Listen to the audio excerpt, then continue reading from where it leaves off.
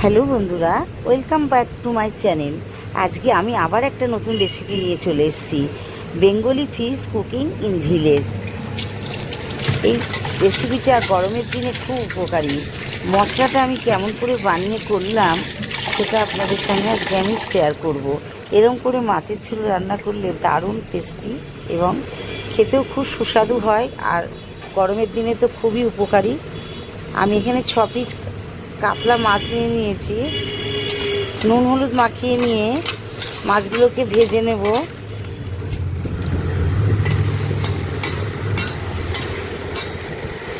মশলাটা আমি কেমন করে করেছি আপনারা দেখুন। এই যে আমি মশলাটা বানিয়ে নিচ্ছি, একটা টমেটো, 3-4 টুকরো আদা, আধখানা পেঁয়াজ আর 8-9টা কাঁচা লঙ্কা। এই লঙ্কাগুলো বেশি ঝাল নেই বলেই আমি দিয়েছি। এইগুলোকে আমি সব একটু জল দিয়ে সেদ্ধ করে নিয়েছি।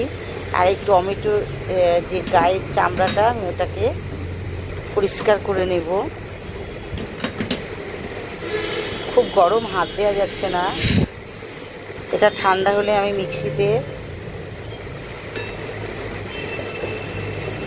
মিক্সিতে বেটে নেব।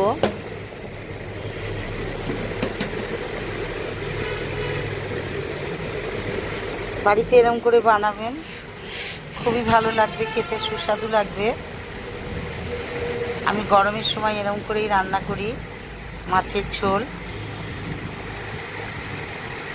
কড়া গরম হয়ে গেছে, এবার তেল দেব, দিয়ে মাছগুলো এক এক করে ভেজে নেব। এটা খুব চটজলদি হয়ে যায় রান্নাটা।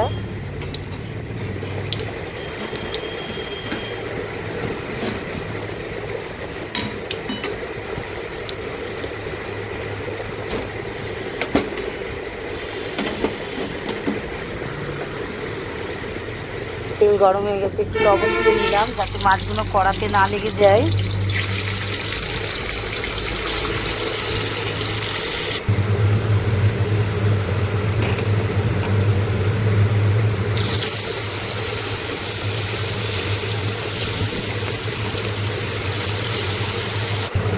মাছ ভাজা হয়ে গেল, এবার ওই তেলেই গোটা জিরে ফোড়ন দেবো। এবার আলুগুলো একটু ছেড়ে দেবো। আলুগুলো আমি এখানে লম্বা লম্বা করে কেটে নিয়েছি।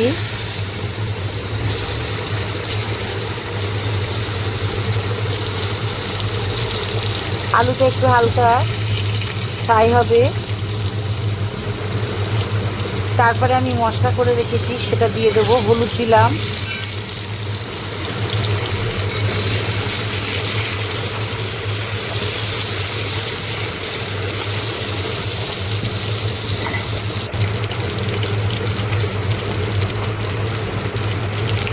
আবার একটু হলুদ দেবো, লঙ্কার গুঁড়ো দিয়ে দিলাম। কালার, এটা কিন্তু কালার লঙ্কা, ঝাল লঙ্কা নয়। এবার মশলাটা ঢেলে কষে নিয়ে, মশলা তো আমি আগেই সেদ্ধ করে রেখেছি, তাই গন্ধ বেরোবে না, তাই বেশি কষবো না। এটা লবণ দিয়ে দিলাম, এবার জল দিয়ে দেব। জল দিয়ে আমি আলুটা সেদ্ধ হওয়ার অপেক্ষায় থাকবো। আলুটা সেদ্ধ হয়ে গেলে তারপরে মাছটা দিয়ে দেব।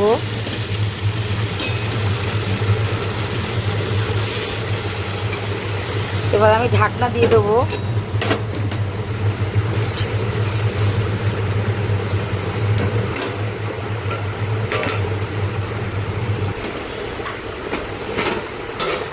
এবার দেখবো আলু সেদ্ধ হয়ে গেছে কিনা। সেদ্ধ হয়ে গেছে আলু। এবার মাছগুলো দিয়ে দেব, আবার আমি ঢাকনা দিয়ে দেব মাছটা একটু সেদ্ধ হওয়ার জন্য।